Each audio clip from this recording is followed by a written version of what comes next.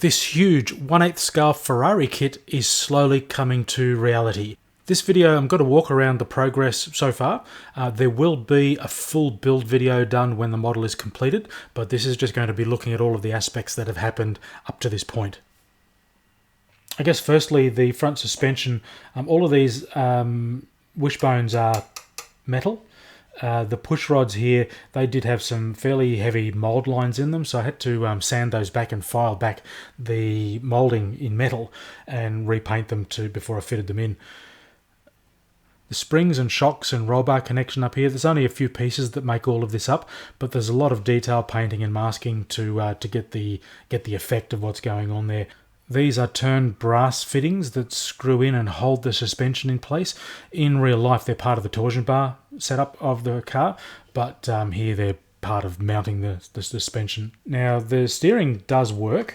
Okay, it's connected to the steering wheel, but the suspension itself doesn't work. It's fixed in place, so there's no vertical movement.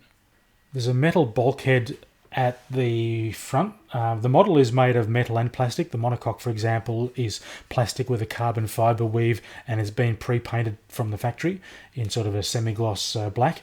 And then there's a metal bulkhead in the front, and that's got some fittings in it for the nose to be screwed into. Just slide in there. So the nose cone will be removable, as are the wheels. So the model can be displayed with everything on, or a number of the components removed. So I'll just slide that back off carefully. We'll put that out of the way. And just over the back here, I've got, this is the airbox that's going to end up fitting on the top here. Bit of work to do. I've got some filling and some painting and carbon decaling to do on that. The wheels and tyres are sort of more or less done other than the decoration. They've got an insert inside so that the model can sit on its tyres and the tyres are not going to collapse under the weight of the model, in theory. And also the floor is over there as well, which has just got some heat shielding in it. But there's still a bit more work to go on the main part of the car before the floor screws in underneath. But what is in the floor is there's mounting holes because the model can be displayed on a plinth. The radiators and the piping here, in fact, was already plated from the factory. I've just put some wash in here to give it a bit more of a realistic effect. And with all of this plumbing, there were, again, heavy mould lines in the piping, and I didn't like the look of it. A lot of it was on the outside, so I scraped and sanded that down and stripped the chrome off the pieces, or aluminium frosting it was, and then painted them in a polished aluminium colour. And that involves cleaning up the part, putting the primer on, putting gloss black on, and then it was an Alclad brand polished aluminium over the top.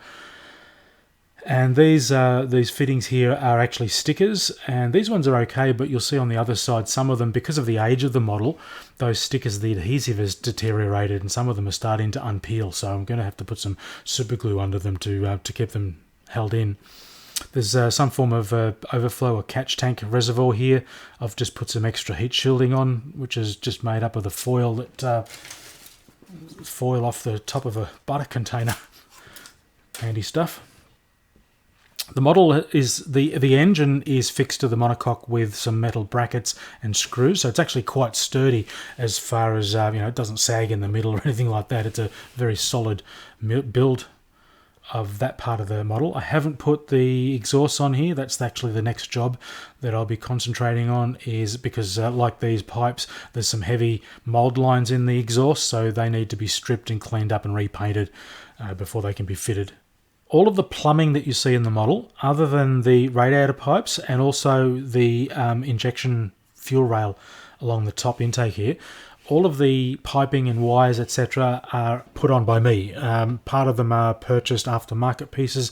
Others are just scrap wires and cables and things I've got lying around. I've got a bag of mixed bits here, bits of solder, wires, cabling, etc.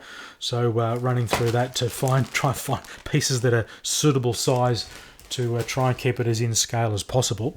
But there's parts of the fuel system here that have been plumbed. I'm assuming this has got to do with lubrication fittings.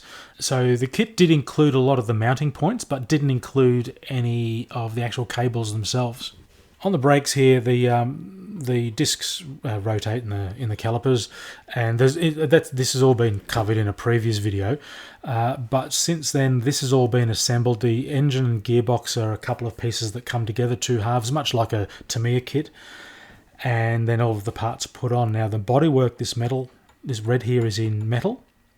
So I've also added some brake lines on the rear here, running from the caliper through and onto the car. It's not actually plumbed through to the master cylinders or anything, but just as far as parts that are visible when the bodywork is going to be off. And I was able to find some aftermarket cable ties. These are miniature little plastic cable ties that you need to be really, really careful with. If we get that in focus, and they're just holding the what I've used as a brake line in place. I will put that on also on the front. I just haven't got around to doing the front yet. And also, while we're talking about the side, there's a little fitting here for temperature gauge, so I've got to make up some wiring on that to have the temperature sensor actually looking like it's doing something. There's further wiring connected to this piece at the back here. Yeah, so plumbing to the oil cooler. There's an overflow here as well, coming from the oil tank. That's all been added on afterwards. More water pipes on this side, and this is the sticker I was talking about. The adhesive it's going to stick up there now, but it'll probably pop off again. So I need to put some glue on that to make sure it's going to stay there. Now the ignition box at the top here, I've just put some cables on here because again the kit doesn't include anything. I need to change the color of these. In fact, probably swap them out for something different, and just tidy that up and make it a little bit more realistic. And I'm also looking at maybe running some cables up on photographs of the real car. There's some wires and pipes and things running along here and down in behind the seat, so I'm planning on doing that as well. Roll hoop was a couple of pieces that are put together and then glued in place.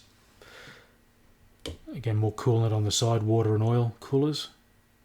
The seat itself has already got like a tan flocking on it to represent, I guess, the suede that was on the real car.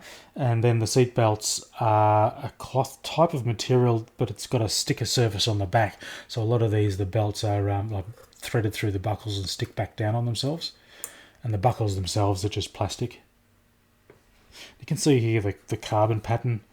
I know some people who have built this model have gone to town with carbon fibre decaling, but we decided against that, and we were just going to go with how the model came with those things. On the inside of these bodywork pieces, I've foiled the inside for heat shielding.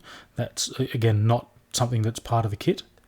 One of the other main jobs to do is decorating the body, and the bodywork is metal and pre-painted, so that's just sitting away here for the time being until we're ready to go with that, with the decals. And we've got some aftermarket ones to use because the ones that come with the kit have dried out, and the ones that I've tried to use on some parts of the chassis just broke apart. Rain light on the back. I would like to put some wiring to that before we finish. I've got to find some reference material though. Rear springs and shock absorbers, proper metal spring, but it doesn't operate. There's no, as I said before, the suspension doesn't actually work. The intake, unfortunately, it's got screws in it. That's how all of this is connected together by the long screws running down a number of those intake trumpets. The thing is, though, when the airbox is on that, you're not really going to see in here anyway. And I did put, it's hard to see, but I did put some foil around the outside of this to give it a bit more of a coarse finish, which is what you see on the real car. So overall, it's coming together. The next major job is to get the exhausts on and to tidy up some of this plumbing and the extra wiring. And when that's done, the main floor can go under it. The rear wing, in theory, should be a fairly straightforward assembly job. And then it'll be a case of getting the decoration on the main body and just finishing off front brake lines and a few things like that. So hopefully not too long, and we will have a completed model and then the full build from start to finish. And if you want to know when that video hits YouTube, you might as well subscribe to the channel. Any questions, throw them in the comments. Otherwise, until next time, cheers.